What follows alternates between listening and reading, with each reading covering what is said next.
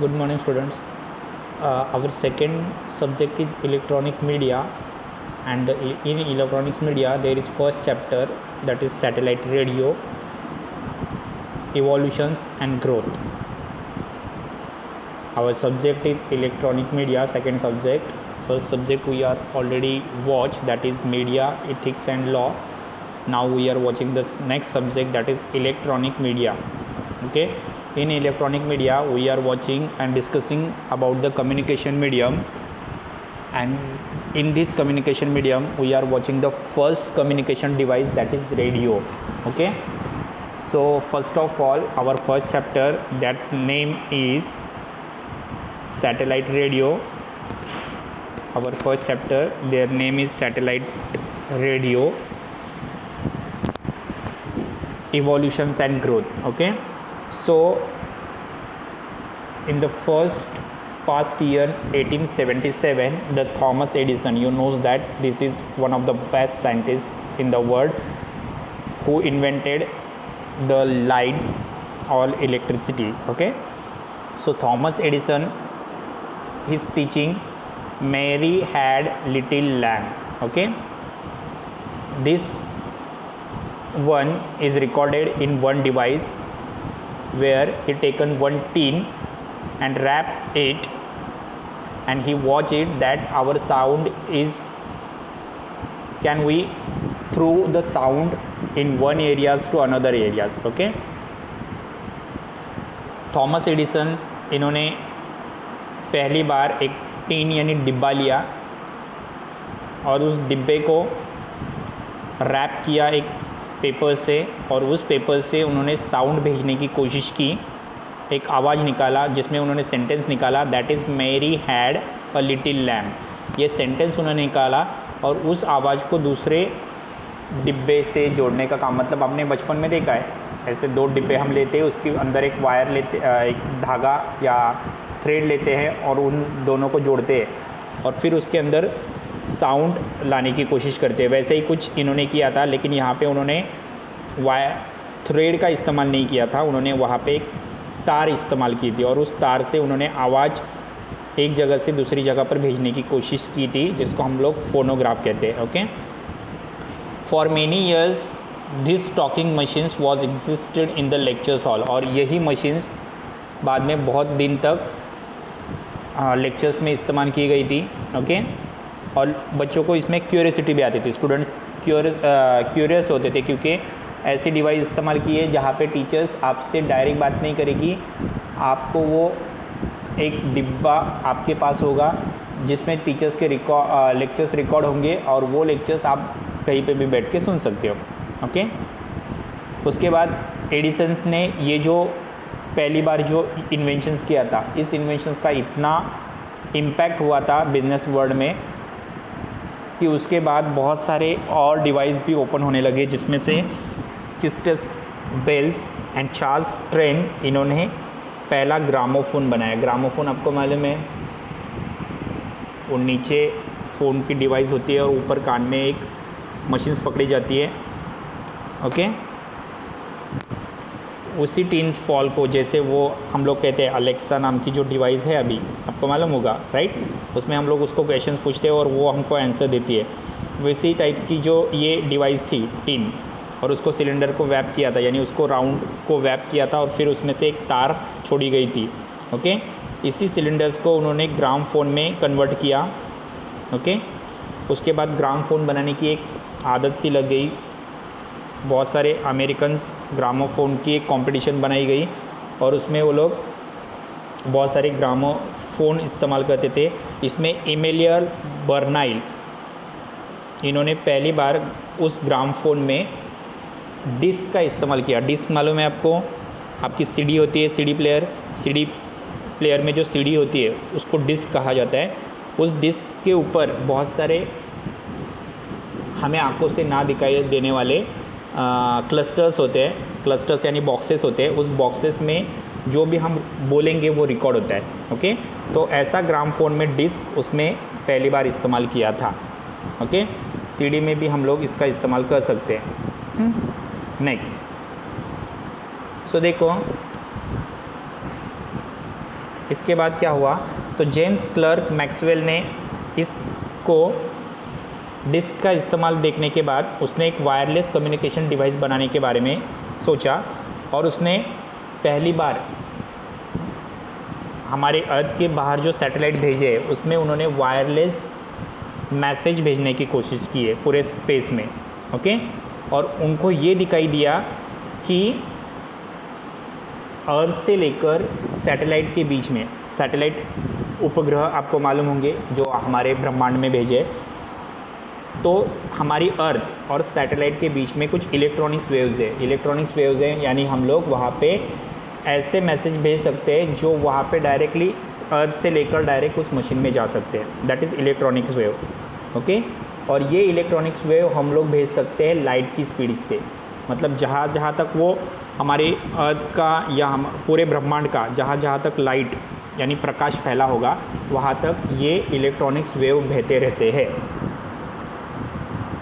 Simple language में अगर wireless transmission की जेम्स मैक्सवेल ने खोज की थी, वायरलेस ट्रांसमिशन का मतलब है जहाँ पे वायर का इस्तेमाल नहीं होगा फिर भी हम एक जगह से दूसरी जगह पर आवाज़ भेज सकते हैं। ओके, अभी सिंपल लैंग्वेज में देखो कैसे है कि अगर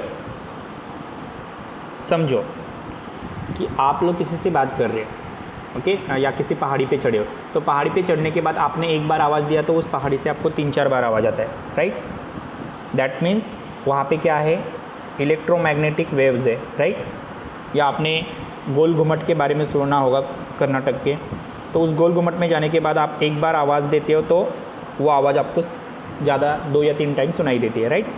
सो इसी तरीके का कुछ इलेक्ट्रॉनिक मैग्नेट वेव्स हमारे पूरे अर्थ के बाहर जो है ऑर्बिट है उसमें दिखाई देता है, तो इसमें इलेक्ट्रोमैग्नेटिक वेव्स है, ओके, और जो लाइट के ऊपर डिपेंड होती है।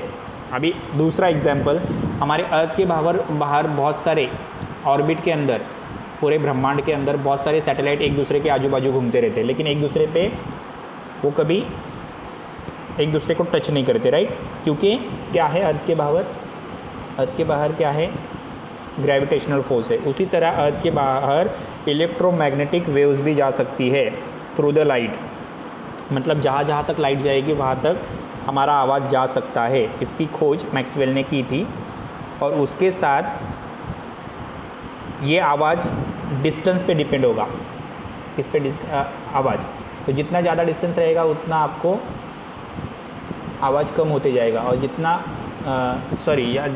जितना आप पास से बोलोगे उतना आवाज़ बढ़ते जाएगा, राइट। तो इसी टेक्नोलॉजी को उन्होंने कन्वर्ट किया और उन्होंने हर्ट्ज़ नाम का एक नया आवाज़ काउंट करने की स्ट्रेटजी लाई, या आवाज़ काउंट करने की उन्होंने एक मेजरमेंट लाया, that is called hertz. Okay, तो इस तरह से उन्होंने पहली बार रेडियो वेव्स को डिटेक्ट किया। मतलब हम यहाँ से बात करेंगे, पहला आवाज़ सैटेलाइट को जाएगा और सैटेलाइट की जहाँ तक रोशनी है वहाँ तक वो आवाज़ स्प्रेड होगा। इस तरह से रेडियो वेव्स की पहली बार खोज मैक्सवेल और हेनरिच हर्ट्ज़ ने की थी। एन इटालियन गुग्लेमो मार्कोनी, तो ये मार्कोनी ये सबसे बड़ा रेडियो बनाने वाला साइंटिस्ट है।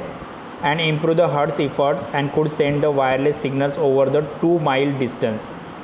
तो मार्कोनी ने एक ऐसी डिवाइस बनाई जहाँ से उन्होंने उस डिवाइस से वायरलेस सिग्नल दिया और वो सिग्नल कम से कम 2 माइल तक स्प्रेड होते रहा। ओके, ये जो इन्वेंशन था इससे बहुत सारे बिजनेसमैन को एक दिमाग में आ गया कि हम लोग जब शिप से रहेंगे तो एक शिप से दूसरे शिप को आराम से मैसेज दे सकते हैं इस तरह से।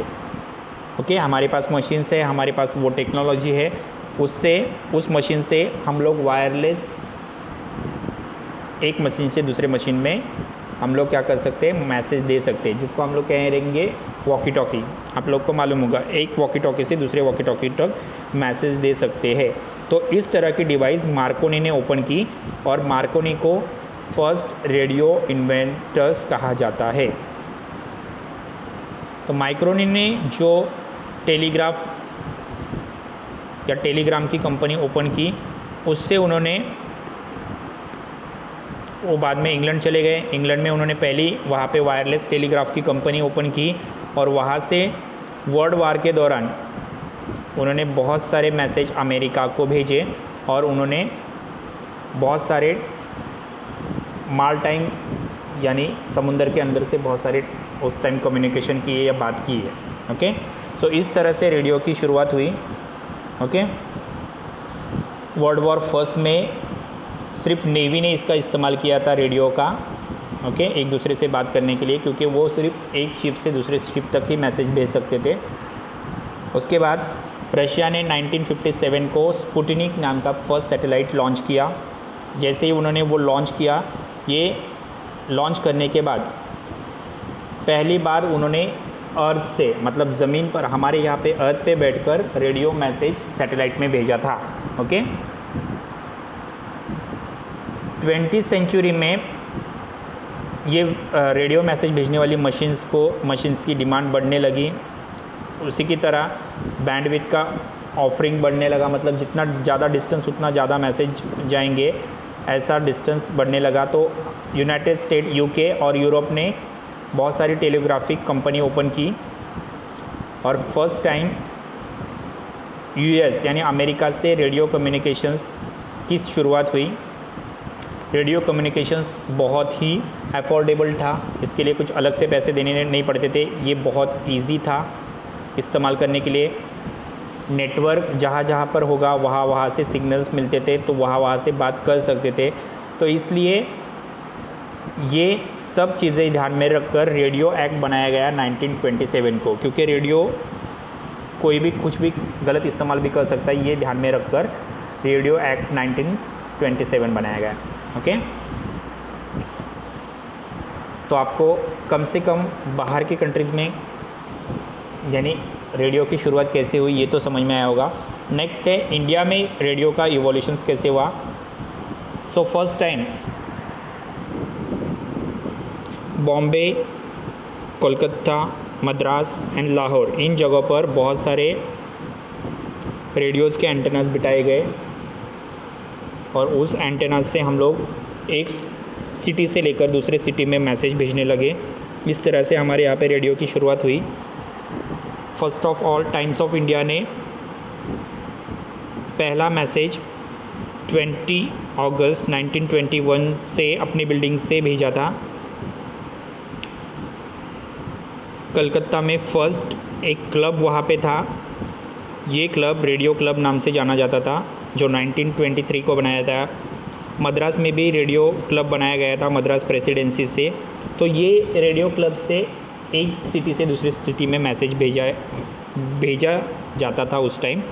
ओके, 1927 को IBC नाम की कंपनी ओपन हुई और जिसने पूरे फर्स्ट कंपनी ओपन हुई रेडियो के चैनल्स या रेडियो की इंफॉर्मेशन ब्रॉडकास्ट करने के लिए। ओके,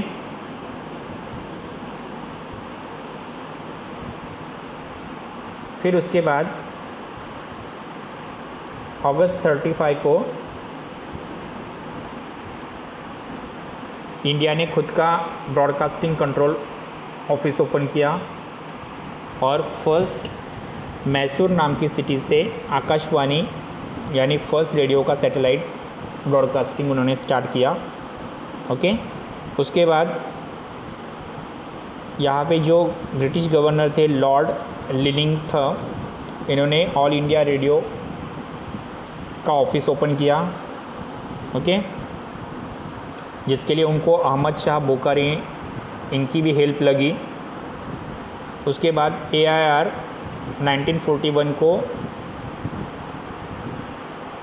ब्रिटिश गवर्नमेंट ने अपनी ministry of information and broadcasting का एक इम्पॉर्टेंट पार्ट्स बनाया। 1947 में ऑल इंडिया रेडियो से बहुत सारे मैसेज भेजे गए, जिसमें पार्टीशंस के दौरान बहुत सारे मैसेज एक इंडिया से पाकिस्तान भेजे गए थे। ओके, जिसमें बहुत सारे रेडियो के स्पीच उस टाइम रिकॉर्ड करके रखे थे, जिसमें Lord Mountbatten, Mohammad Ali Jinnah and Jawaharlal Nehru, इन सब के स्पीच वहाँ पे रिकॉर्ड करके रखे थे। ऑल इंडिया रेडियो के 1947 तक 9 स्टेशंस थे पूरे इंडिया में जिनमें से दिल्ली, कलकत्ता, बॉम्बे, मद्रास, लखनऊ एंड तिरुचि, इन जगहों पर मेन ऑफिसेस थे। और लाहौर, पेशावर और ढाका जो पाकिस्तान में है फ़िलहाल, वहाँ पे उनके बचे हुए 3 ऑफिसेस थे। ओके, ऑल इंडिया रेडियो के पहले 6 ऑफिसेस दिल्ली, कलकत्ता, बॉम्बे, मद्रास, लखनऊ, तिरुचि इन जगहों पर थे। और लाहौर और पेशावर और ढाका में पाकिस्तान में रिमेनिंग 3 है। ओके, जो फर्स्ट ईयर 5 इयर्स प्लान बना था, जैसे ही हम लोग इंडिपेंडेंस हुए और हमारे यहाँ पे डेमोक्रेसी स्टार्ट हुई 1950 में, तो हमने फर्स्ट 5 इयर्स का प्लान बनाया था 1949 से लेकर 55 तक। इस जगह पर हमने और 6 रेडियो स्टेशंस ओपन किए थे, जिनमें से पुणे, राजकोट, जयपुर, इंदौर, शिमला, बांग्लादेश इन जगहों पर रेडियो स्टेशन ओपन किए थे। फिर 15 सितंबर 1948 को हमने खुद का एक्सटर्नल सर्विस सेंटर्स बनाया, जिसमें हम 17 फॉरेन लैंग्वेज और 10 इंडियन लैंग्वेज में रेडियो से इंफॉर्मेशन भेजते थे।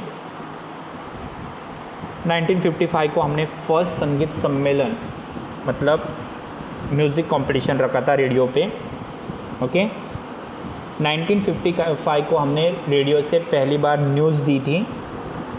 ओके, 1956 को हमने national symptoms of poets was organise, मतलब बहुत सारे इंडिया के जो पोएट्स थे उनकी नई नई पोएम्स का एक कंपटीशन वहाँ पे रखा था, जिसमें हमने साहित्य संग्रह, ओपेराज, प्ले एंड फीचर्स ये प्रोग्राम्स वहाँ पे लॉन्च किया था।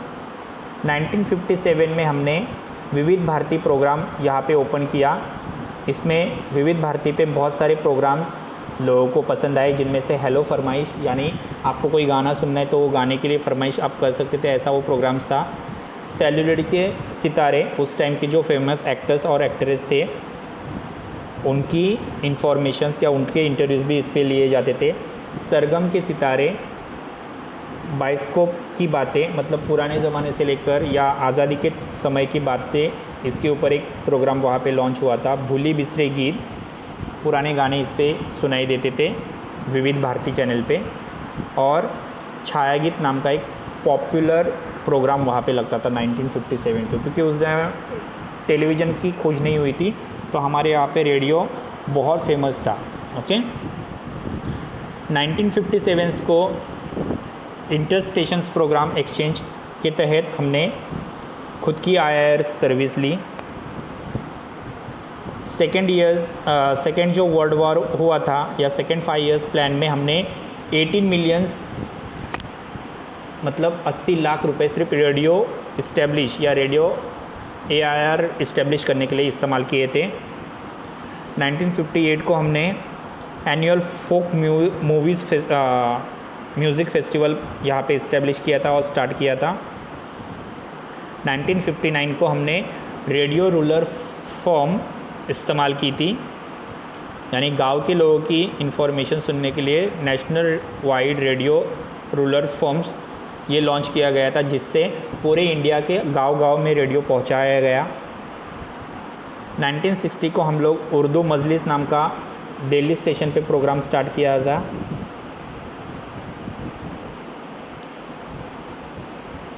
अभी देखो, हमने 5 ईयर्स जो सेकेंड ईयर 5 ईयर्स प्लान था, उसमें हमने बहुत सारे वेव्स ट्रांसमीटर खरीदे थे ऑल ओवर वर्ल्ड से।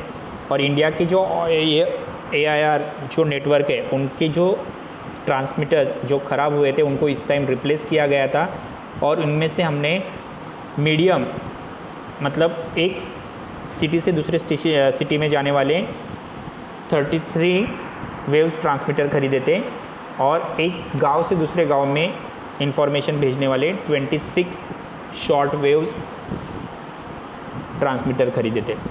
ओके, अगर मुंबई में आपको रेडियो सुनना है तो वहाँ पे मीडियम वेव्स ट्रांसमीटर लगेगा, और अगर आपको सोलापुर के 10 गाँव में अगर रेडियो सुनना है तो वहाँ पे शॉर्ट वेव्स रेडियो ट्रांसमीटर लगेगा। तो ऐसे वो ट्रांसमीटर हमने 33 पहले खरीदे मीडियम के, और शॉर्ट वेव्स के 26 खरीदे थे। ओके, अभी अगर आप देखोगे तो इंडिया की 55% पॉपुलेशन रेडियो सुनती है, और जिनमें से इंडिया ने ये जो रेडियो सर्विस है उनसे 37% एरिया कवर हो चुका है। Okay, axillary and independent stations भी हमारे यहाँ पे एक के बाद एक ओपन हुए। जैसे एक्सिलरी का मतलब है मुंबई के, पूरे मुंबई में एक ही रेडियो स्टेशंस है, लेकिन सोलापुर में या अगर आप पुणे में जाओगे तो पुणे से लेकर आजू बाजू के जो बहुत सारे छोटे छोटे गाँव हैं उनमें भी अलग अलग रेडियो स्टेशंस है। ओके, रेडियो स्टेशंस दिल्ली के ऑडिटोरियम्स में टेलीविज़न स्टूडियो भी है और रेडियो स्टेशंस भी है। ओके,